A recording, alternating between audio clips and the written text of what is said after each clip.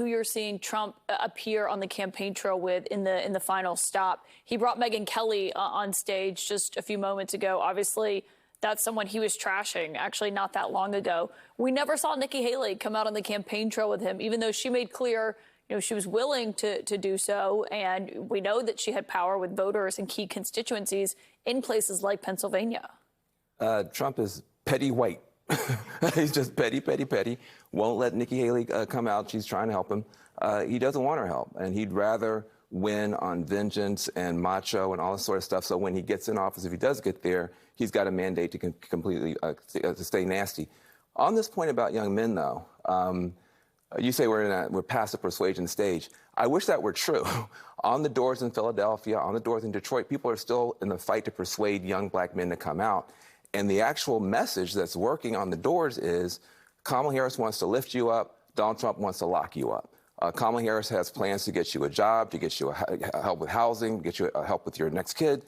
Donald Trump wants to get stop and frisk back in place to put you in jail. He wants blanket immunity for cops to make sure that you can get beat up and nothing can be done about it.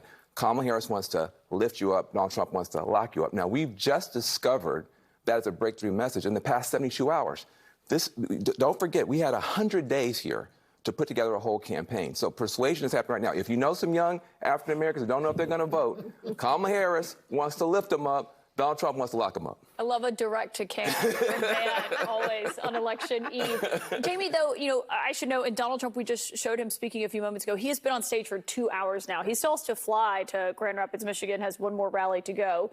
That's going to be going late into the evening. But you've been doing reporting inside the Trump campaign on the messaging and also hearing from the Harris campaign on their strategy going into these next crucial 24 hours. So, look, it's your reporting about what's going on inside the Trump campaign. And the campaign has been worried about all of these things that he's been saying since Madison Square Garden. I just want to say that I remember in 2016 when that man over there, we had grab him by the whatever, and everybody thought Hillary was going to win. I don't know that what Donald Trump is doing is going to lose him the election. Let me put it that way. The Harris campaign is cautiously optimistic, but they are also honest enough to say, we don't know. Right. They are also not sleeping. Right. The amount of binge watching of Netflix that is going on until 2 in the morning, as far as I can figure out, they are, caffeine, Emily in Paris, and some vibes. That was the word one person said to me. My vibes are that we're going to win, but they're not sure yet. It's going to be tough. Look, here's the deal.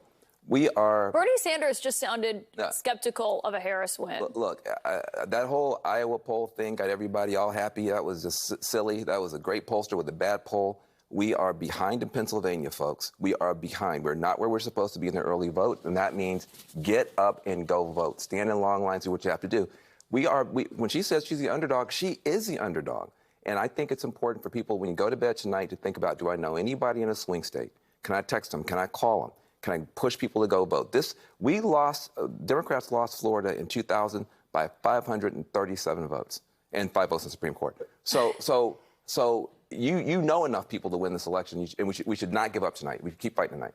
David Plouffe told Aaron earlier he thinks they can win all 7 states. Do you think that? I think anything is possible. I have been counseling all of my friends who have been panic texting me, Kristen, what does your gut say? As I say, you need to prepare yourself for a wide range of outcomes. Just because the polls are close does not mean this will be close. Wow. It means that we are uncertain about what the outcome will be. And so you need to prepare yourself. Think of it like a hurricane that's coming. You have that cone of uncertainty. You don't know where it's going to hit. We have a very wide cone of uncertainty right now. But Caitlin, I think about what propelled Trump to the presidency in 2016 and the viability of those things. Social cohesion is non-existent for many. Many believe the social norms of our country are fragmented. Income inequality persists. And Donald Trump, whether you like him or not, has been really great at pointing out a critique of each of those problems. And oftentimes people will say, I don't like his rhetoric. I don't like the way he behaves.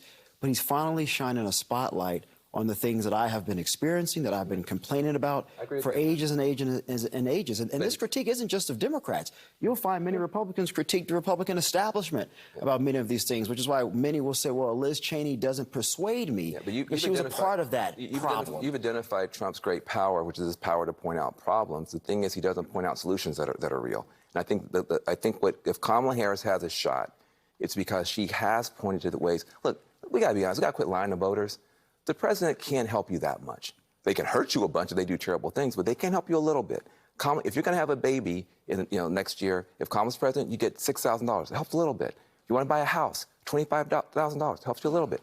Want to start a business, $50,000. It can help you a little bit. The president can't change your neighborhood, can't make everything work for you, but a president who wants you can help you a little bit, and that's Kamala Harris. Donald Trump is going to raise prices through the roof with his tariffs, by deporting low-wage workers. He can hurt you a lot. Kamala can help you a little. Get that little bit of help and support this system. But, Vanna, I think people who support the former president would say his message is simple to understand.